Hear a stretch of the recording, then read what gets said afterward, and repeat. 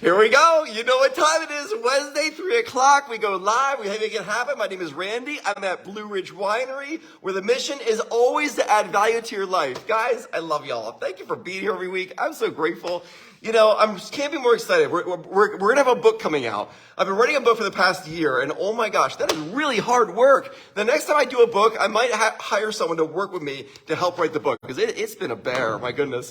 But thanks for being here, guys. You got a great topic going on here. What's happening, Andrew Neff? I see you. Good to see you, man. What's going on? I know, Ken's going to pop up in a minute. You watch. He'll be there. He's always there, right? So, guys, this coming Friday is the East Stroudsburg graduation, and I'm doing the commencement speech, and we've been preparing like crazy. Oh my gosh, guys. And we're hosting an event. It's happening here at the winery Sunday, May 21st at 2 o'clock. It's called Really Achieving Your Childhood Dreams. It is going to be so much fun. Yo, Marty, what's happening? I see ya. And I hope you all can make it. It's a free event. We do have it on Eventbrite. So if you can get a ticket there. It's a free ticket, but it'll help us know how many people are coming, to know if we need to be in the big giant tent or in the underground or in the vineyard room, wherever we're going to be. The mission is to add value to people's lives. And what I want to do is give you a quick summary of what we're going to talk about at that event, called Really Achieving Your Childhood Dreams. It's going to be powerful stuff. We're going to be talking about the effects of setting a personal mission statement for your life. Because a lot of people don't do that. It doesn't occur to them to actually set a mission statement for their life of what are we going to do with our life. You get one shot at this. And I can remember my mom, we're in the Stroud Mall parking lot, and she goes, Randy, if you don't have a mission statement for your life, you're not going to hit anything.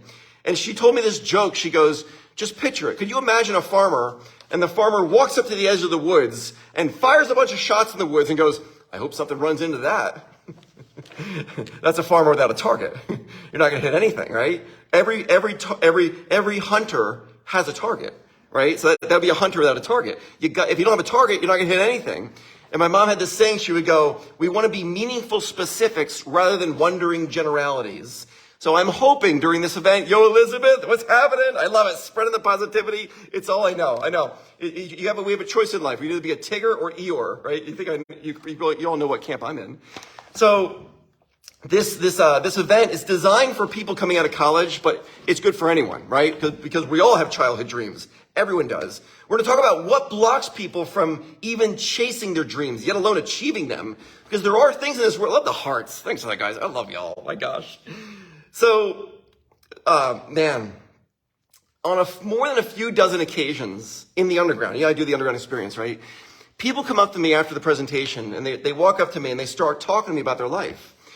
And they're using words like meaningless and lost and down and depressed. And at the moment I say to them, I go, well, what was your childhood dreams? It's almost like there's a spark in their eye. They kind of go, oh yeah. I don't know, Andrew. Andrew goes, you're so off. I don't know, Andrew. It's not me. I always tell people, when people say to me, you're awesome, Randy, I always tell them, you're confusing the person with a gift. You see, everyone has a gift in this world. And when you use your gift to add value to the world around you, sometimes they're seeing the gift. And I think God gave me a gift to add value to people's lives, to be inspiring, to put hope into them, to let them see what's possible. It's a gift. But Randy, I don't know. I dig the dirt and grow grapes, guys. What's happening, Mary Wade? I see you. She goes, oh, sorry, I'm late. I see you, Mary Wade. Ken's out there somewhere. You watch. He's going to pop up. So whenever I bring up childhood dreams, it's like their eyes flicker and they go, oh my God, you're right. It's as if there's some dream off in the distance, and they can barely see it. And just by talking about it, they begin to get excited. Everyone has a dream. It's true. But it can get buried with life, can it? So this is what this whole presentation is about. Remember, May 21st. It's a Sunday, 2 o'clock. Join me at the winery. The topic is really achieving your childhood dreams. Because our dreams get buried by work, responsibilities, by debt, right? I've talked to people, they go, I'm so in debt that I can't afford to chase my dreams. I go, that is not true. It doesn't take any money to chase dreams. In fact, money chases the dreams. That's the way it really works. We're going to talk about that stuff too. Dreams get buried in debt, decisions, other people's opinions, other people's agendas. It gets buried with that stuff. And it's like it's been buried under a pile of perceived obstacles, right? You with me on this? Yo, Mike, I see you. What's going on? I always say, when life throws dirt on you, be like the donkey that fell in the well.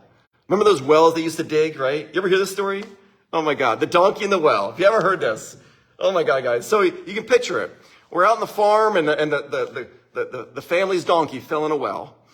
And it's a deep well, 50 feet down, right? And there's the donkey. And they're looking down going, oh my God, now what are we going to do? And they're trying to fish a rope down there, hook it to the donkey's leg and trying to pull that donkey out. But it would kick and fall back to the bottom of the well. After doing this for about 3 or 4 days, the donkey's hungry. It's complaining. It's hurting. You hear it down there. And finally, the dad goes, you know what? I'm really sorry, but we're going to have to fill in the well. We're going to have to bury that donkey, because if we don't, the donkey's going to die. It's going to smell and be bad. Let's just fill it in. So they start taking dirt, and they're shoveling dirt into this well, and the dirt's falling on that donkey's back. And what does the donkey do? The donkey just shakes off the dirt, shakes it off, steps up to the dirt. Next pile of dirt, shovel on that donkey, shakes it off, steps up. Well, after a whole day of shoveling dirt on that donkey, the donkey was shaking it off. The donkey stepped out of that well. And that's the way we should use the problems of life. When the world dumps problems on you, shake it off and step up on it. If I were to say the sentence, if you want to double your rate of success in life, you have to double your rate of failure. Everyone can finish that sentence. So therefore, every single problem, every single failure, every single thing that comes against us, we're going to use it, shake it off, and step on it, and step up to the next big challenge of life. I hope you join me. Guys, if you think this is fun, join me. May 21st, guys, 2 o'clock. It's going to rock here at the winery. You know, there's 2 main motivators in life: necessity or desire. Think about it. What else will motivate someone in their life besides necessity or the desire for it? I can't think of any. Necessity or desire. You with me on this? And the goal is to live a life where we're motivated by the desires, not the necessities. But life is tough. Every single one of us have the capability to be tougher than life, though. We all do. You know, people say, I just wish life was a little bit easier. My mom would scold me up one side and down the other. She would tell me, life didn't choose you, or you didn't choose life, life chose you. Don't you think for a second life owes you anything? And what she was getting at here is, you should become tougher than life. Because life is never going to become easy. But if you become stronger than life, now all of a sudden life is easy. Isn't it the way it works? Once we have a mission with our life, then we need to develop a personal growth plan to get to that mission, right? To get to the goal, right? I tell people, if you don't have a goal, a mission statement for your life, and a personal growth plan to get there, you're not going anywhere, right? We gotta have the goal and then a plan to get there, right? And a personal growth plan, I can tell you this, guys, my personal growth plan is every single day of my life, I listen to books. I probably take in about 3 to 5 hours a day of listening to books. I spend a lot of time where I'm digging and I'm driving and doing things I don't have to be thinking every single second. If you want to grow in the minutes that you're not doing anything. And there's tons of minutes in between the minutes that you have to be doing stuff. Use those minutes. Capitalize on the time, right? And what I've noticed, though, is that when I give presentations, if I'm giving the same presentation to another group that I gave a year ago, I always rework it every time. I rework that presentation. And a lot of times when I'm reworking it, I'm going, oh my God, I can't believe I said this. It seems so naive and so childish. And then John Maxwell said something. He goes, if you're reworking your plans and your presentations and they seem good to you, that means you haven't grown at all.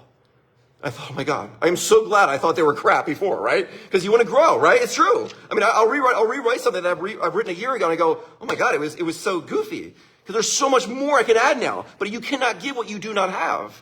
So this is why your personal growth plan matters a lot, because you cannot give what you don't have, right? So once you are in a world where you have goals and you have plans and you have a personal growth plan to get there, you are now living an infinite game, an absolute infinite game, because there is no ending point. The world wants you to think that we are in a finite game. You're born and you die, right? It seems very finite. It is not finite. Your mind can think any thought at once. Your body can become stronger. The harder you push it, the stronger it gets. You are the only thing in the world that the harder you work it, the better it becomes. Everything else breaks down. Every machinery, every car, everything. Believe me, we got a lot of refrigerators around here. They break down, right? The harder you work them, right? I mean, Noah's over there laughing. Goes, yeah, I know that one, right? It's true. But us as humans, us as people, we live an infinite game. It seems finite, but it is not. It's infinite. We can become anything we want. There are no limits to our abilities. Your mind, your body, you can do anything you want with it. And the harder you work it, the stronger it becomes. People talk about living a disciplined life.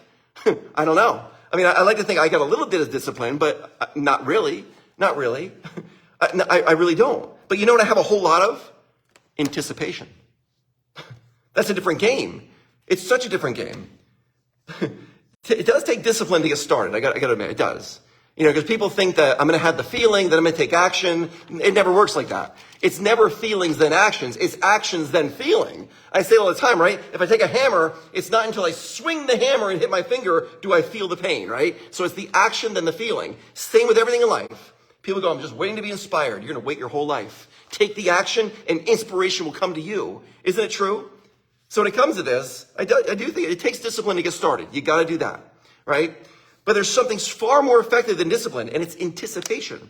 Anticipation fills you with energy. You will never have a loss of energy when you're full of anticipation for what's possible. Yo, Ken, there he is. Ken popped up. I see you, man. Dude, what's going on? We were talking about you, Ken. I love that. And anticipation has never disappointed anyone. Think about that. Anticipation has never disappointed. The outcome may have, but anticipation never has one time. Anticipation gives you natural energy to fulfill your dreams, doesn't it? Discipline takes effort and energy. It's like discipline is behind you, isn't it? It constantly needs to be attended to. The person that's trying to be disciplined, they're always paying attention to it. And actually, it'll drain your energy to try to be disciplined. But now listen to this. While anticipation is effortless and gives you energy and is out in front of you, pulling you towards your dreams, anticipation is where it's at. But in order to have dissipation, you're going to have to believe in yourself. You're going to have a goal to get to. You're going to have a plan to get there. And you can anticipate a great outcome. Most people never lay that out. And then they wonder why they're drained of energy every day. Oh my goodness. I tell everyone, if you want to be drained of energy, spend a day laying around the couch all day. By the end of the day, you'll be exhausted. But if you spend a day where you're exercising, you're working out, you're writing out goals, you'll be so enthusiastic by the end of the day, you'll have more energy at the end of that day than at the end of the day laying around all day. Movement gives you energy. Join me, guys. What's the date again? You know the date. Sunday. May 21st, 2 o'clock. Join me here at the winery, guys. Bring your friends, bring your kids. Bring your kids, guys. If you have a teenager, if you have an 8-year-old, you got a 20-year-old, bring your kids. Because, oh my God, their whole life depends on what they're doing right now, decisions they're making right now. I love the hearts, by the way. Thanks for this. John Maxwell, he says, small disciplines repeated with consistency every day leads to great achievements gained slowly over time. And I love that. I love it. You know, we're going to talk about, on May 21st here at the winery, we're going to talk about how powerful it would be to write your own eulogy. I know it sounds sad, but the Bible says to go to funerals, not births, because it'll get your mind thinking that, yes, one day you won't be here. And the only thing that's going to be here is what you created that lasts beyond you. That's what matters. So it makes sense to think about this stuff, doesn't it? There's an unbelievable, powerful story out there that talks about how there's going to be a day where everyone dies. You're going to, I'm going to. Everyone smells the same in the end, right? Old Italian saying, right? So imagine that day. Imagine the day that it's the day that you've died. And you're able to see it. You're standing in the room and you're watching this. Your family's there. They're crying, but they're a little bit happy because it may be the day that you just met God. And so you're seeing this dynamic play out. And there you lay. But you also have the ability to see the ghosts of all your aspirations, all your dreams, all your potential. And they're standing around your bed and there's like 15 of them. And they're standing there with these big, giant, round eyes. And they're looking at you going, oh my gosh, we were born with you. You were the only thing that could have brought us to life. And because you didn't bring us to life, we must now die with you. How could you have done this to us? We don't want that moment to happen. I can get passionate about this stuff, guys. I have young babies right now. Maggie's 8, Joseph's 5, Natalie's 3.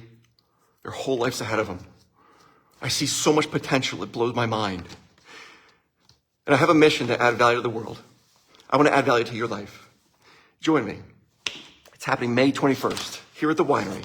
It's called Really Achieving Your Childhood Dreams. If you're going to come to this talk, just know you'll walk in one person and you'll walk out someone brand new. God, I love y'all. Thanks for being part of my life. I'm really grateful. See you guys. See you soon. Bye, guys.